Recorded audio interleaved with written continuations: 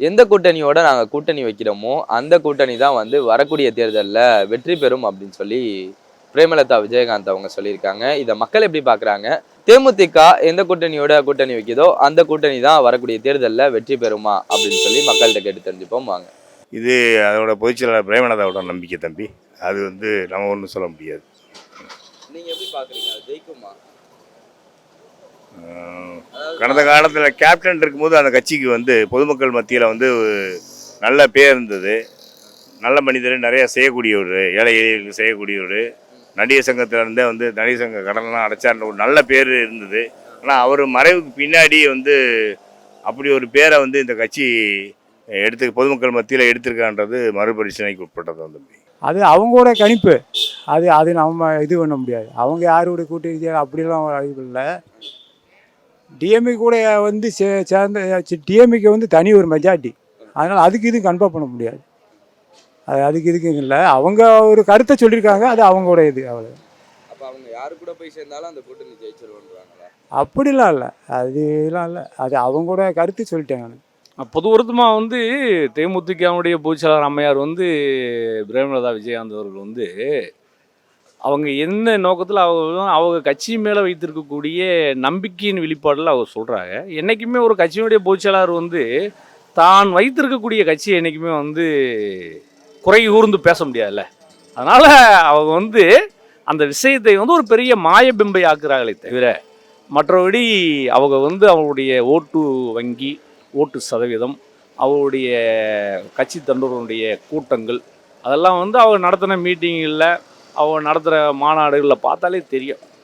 அதனால் அவர் ஒன்றும் ஒரு பெரிய பெல்ட்டெல்லாம் தேமுதிகவுடைய வட்டாரங்கள் இல்லை. அது அவங்க அவங்க கட்சி மேலே வைத்திருக்கக்கூடிய இதை காட்டுது. ஆனால் அவங்க அபாரகரமான நம்பிக்கை வச்சுருக்காங்க. அந்த நம்பிக்கை என்பது தமிழ்நாட்டில் ஈடுபடாது என்பது உண்மை. நான் அதை வேறு மாதிரி நான் பார்க்குறேன். எப்படி அப்படின்னா, தலைவர் விஜயகாந்த் அவர்கள் இருந்த பொழுது ஒரு நல்ல ஒரு வாய்ப்பு கிடைச்சது. டிஎம்கேவோட சேர்ந்து இருந்தான்னா அவர் இன்றைக்கி இருக்கிற பொசிஷனில் ரொம்ப மாற்றங்கள் நடந்திருக்கு. உண்மை சொல்ல போனால் மற்ற கட்சிகள் இருக்குமா அப்படிங்கிற தெரியாமல் இருந்திருக்கு. அந்தளவுக்கு மாற்றங்கள் இருந்திருக்கும். பட் அவர் இறந்துட்டவர் கூட அவர் நம்ம பேச முடியாது. இப்போ இருக்கிற கட்சி அந்த பொதுச்செயலாளர் பிரேமலதா அம்மா சொல்கிறாங்க. இந்த மாதிரி சொல்லும் பொழுது அது நான் வேறு மாதிரி நான் எதிர்பார்க்குறேன். எப்படி அப்படின்னா, ஜெயிக்கிற கட்சியில் அவங்க கூட்டணி சேர்றாங்க. அப்படி சேரும் பொழுது வின் பண்ணுவாங்க. அவங்க சேருவதுனால தான் ஜெயிக்கிறேன்னு சொல்ல முடியாது. ஜெயிக்கிற கட்சியில் கூட்டணி சேரும் பொழுது சார் கண்டிப்பாக 100% 200% 200 தொகுதிக்கு மேலே டிஎம்கே ஜெயிக்கும். அதில் எந்த விதமான சந்தேகமும் இல்லை. இப்போ இந்த மாதிரி தேமுதிகலாம் உள்ளே வரும்பொழுது 200 210 வர்றதுக்கு கண்டிப்பாக 100% சான்ஸ் இருக்குது. வேறு எந்த கட்சியும் வரதுக்கு வாய்ப்பே இல்லை சார். 100% வாய்ப்பு இல்லை. அதாவது என்ன மீனிங்கில் சொல்ல வரேன்னா, அப்படி சேர்ந்தால் நல்லா இருக்கும். என்னோடய பாயிண்ட் ஆஃப் வியூ நல்லா இருக்கும். ஆனால் அவங்க சேரக்கிறது ஜெயிக்குங்கிறது என்னோட ஏற்றுக்கிறக்க மனநிலையில். டிஎம்கே ஆல்ரெடி 200+ இருக்கிறதுக்கு வாய்ப்பு இருக்குது. பட் இவங்க வரும்பொழுது இன்னும் கொஞ்சம் பலம் பெறும். அவர் விஜயகாந்த் ஐயா இருக்கும் பொழுதே அந்த வாய்ப்பு நல்ல ஒரு டைமில் பிசுறு போயிடுச்சு. அது இந்த தடவை அவங்க கேப்சர் பண்ணிட்டாங்கன்னா உண்மையிலுமே நல்லாயிருக்கும், சிறப்பாக இருக்கும். வரக்கூடிய நாட்கள் சிறப்பாக இருக்கும். தேமுதிக, அதாவது தேமுதிகன்னு சொன்னாலே முன்னாடி அதாவது எங்கள் பகுதியில் பார்த்தீங்க அப்படின்னா, நாயக்கர் சமூகத்தை சேர்ந்தவர்கள் எல்லாமே தேமுதிகவுக்காக உழைக்கணும், விஜயகாந்த் நம்ம சமூகத்தை சேர்ந்தவர்கள் அப்படின்ற ஒரு சூழ்நிலையில் முன்னாடி செயல்பாட்டு இருந்துச்சு. இப்போ பார்த்தீங்க அப்படின்னா, இப்போ விஜயகாந்த் அவர்கள் இறந்த பின்பு இப்போ நிறையா விஷயங்கள் மாற்றமாயிருச்சு. இப்போ நம்ம பகுதியில் எடுத்துக்கிட்டிங்கன்னா, முன்னாடிலாம் விஜயகாந்த் அப்படின்னாலே பேனரு, ஃப்ளக்ஸு எல்லாம் வச்சு நிறையா பெரிய ஒரு பெருசாக தெரிஞ்சிச்சு. இப்போ அதுக்கு தகுந்த மாதிரி ஆட்கள் இல்லை. இப்போ நிறையா பேர் இப்போ இது தேமுதிகவில் இருக்க தொண்டர்களை கொள்ள பேர் இப்போ இதுக்கு போயிட்டாங்க. எங்கே போயிட்டாங்கன்னா, விஜய்னு இப்போ புதுசாக வந்திருக்காருல்ல, அவர் பக்கம் போயிட்டாங்க. ஆனால் இருந்தாலும் திராவிட முன்னேற்ற கழகத்தோட வாக்கு வங்கியாக இருக்கக்கூடிய இளைஞர்களும் மற்ற பொதுமக்களும் சிறப்பான முறையில் அவங்க எல்லாமே இப்போ திராவிட முன்னேற்ற கழகத்துக்கு வாக்களிக்கக்கூடிய அளவுக்கு பயன்பெற்று உள்ளார்கள். அது அப்படிலாம் கிடையாது. அது அவங்களோட நம்பிக்கை, அது அவங்களோட கட்சியோட முடிவு.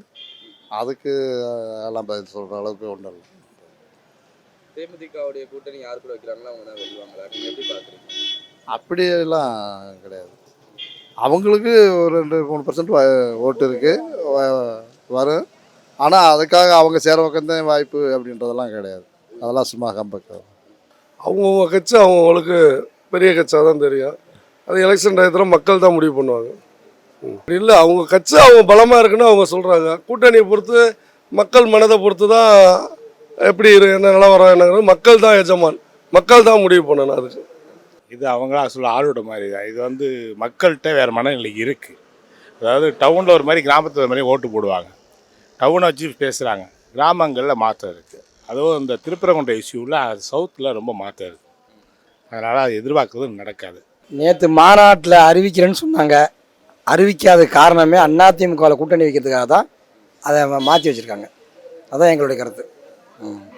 அதிமுகவோட கூட்டணி வைக்கிறதுக்காக வேண்டி தான் நேற்று அறிவிக்கல அவங்க. ஏன் அப்ப அறிவிச்சிருக்கலாமே, அதிமுகவோட கூட்டணின்னு அறிவிச்சிருக்கலாம். அது நேற்று அதிகாரம் வழங்கியிருக்காங்க அம்மாவுக்கு அவங்க கட்சியில். அதனால் முடிவு பண்ணி அறிவிப்பாங்க. அதான் வேற ஒன்றும். இப்ப எந்த கூட்டணியில நான் கூட்டணி வைக்கணும்னு அதான் ஜெயிக்கும் அப்படின்றாங்களே. அதான் அதிமுகவோட கூட்டணி வைக்கிறாங்க, அதனால ஜெயிக்கும்னு சொல்லியிருக்காங்க. அதான் அவங்க சொல்கிறது கூட்டு கரெக்டாக இருக்குது. என்ன காரணம் கேட்டால் இப்போ இருக்கிற சூழ்நிலை எல்லாம் ஓட்டு கம்மியாக தானே ஜெயிச்சிருக்காங்க திமுக கூட்டணி. போன தடவை ஒரு இடத்துல 1000, 2000, 5000, 1 லட்சம் 2 லட்சம் ஜெயிக்கலையே. அதனால் அவங்களும் ஒரு ஃபேக்டாக இருப்பாங்க. ஆனால் அது கிராமங்களில் தான் இருக்கும், டவுனில் இருக்குது, பிரதிபலிக்காது. நான் அதை வந்து வேறு மாதிரி நான் பார்க்குறேன். எப்படி அப்படின்னா, தலைவர் விஜயகாந்த் அவர்கள் இருந்த பொழுது ஒரு நல்ல ஒரு வாய்ப்பு கிடைச்சது. டிஎம்கேவோட ஒரு சேர்ந்து இருந்தான்னா அவர் இன்றைக்கி இருக்கிற பொசிஷனில் வந்து ரொம்ப மாற்றங்கள் நடந்திருக்கு. உண்மை சொல்ல போனால் மற்ற கட்சிகள் இருக்குமா அப்படிங்கிற தெரியாமல் இருந்திருக்கு. அந்தளவுக்கு வந்து மாற்றங்கள் இருந்திருக்கும். பட் அவர் இறந்துட்ட கூட அவரை நம்ம பேச முடியாது. இப்போ இருக்கிற கட்சி அந்த பொதுச்செயலாளர் பிரேமலதா அம்மா சொல்கிறாங்க. இந்த மாதிரி சொல்லும் பொழுது அது நான் வேறு மாதிரி நான் எதிர்பார்க்குறேன். எப்படி அப்படின்னா, ஜெயிக்கிற கட்சியில் அவங்க கூட்டணி சேர்றாங்க. அப்படி சேரும் பொழுது வின் பண்ணுவாங்க. அவங்க சேருவதுனால தான் ஜெயிக்கிறேன்னு சொல்ல முடியாது. ஜெயிக்கிற கட்சியில் கூட்டணி சேரும் பொழுது சார் கண்டிப்பாக வந்து 100%, 200%, 200 தொகுதிக்கு மேலே டிஎம்கே ஜெயிக்கும். அதில் எந்த விதமான சந்தேகமும் இல்லை. இப்போ இந்த மாதிரி தேமுதிகலாம் உள்ளே வரும்பொழுது 200, 210 வர்றதுக்கு கண்டிப்பாக 100% சான்ஸ் இருக்குது. வேறு எந்த கட்சியும் வரதுக்கு வாய்ப்பே இல்லை சார். 100% வாய்ப்பு இல்லை. அதாவது என்ன மீனிங்கில் சொல்ல வரேன்னா, அப்படி சேர்ந்தால் நல்லா இருக்கும். என்னோட பாயிண்ட் ஆஃப் வியூ வந்து நல்லா இருக்கும். ஆனால் அவங்க சேரக்கிறது ஜெயிக்குங்கிறது என்னோட ஏற்றுக்கிறக்க மனநிலையில்.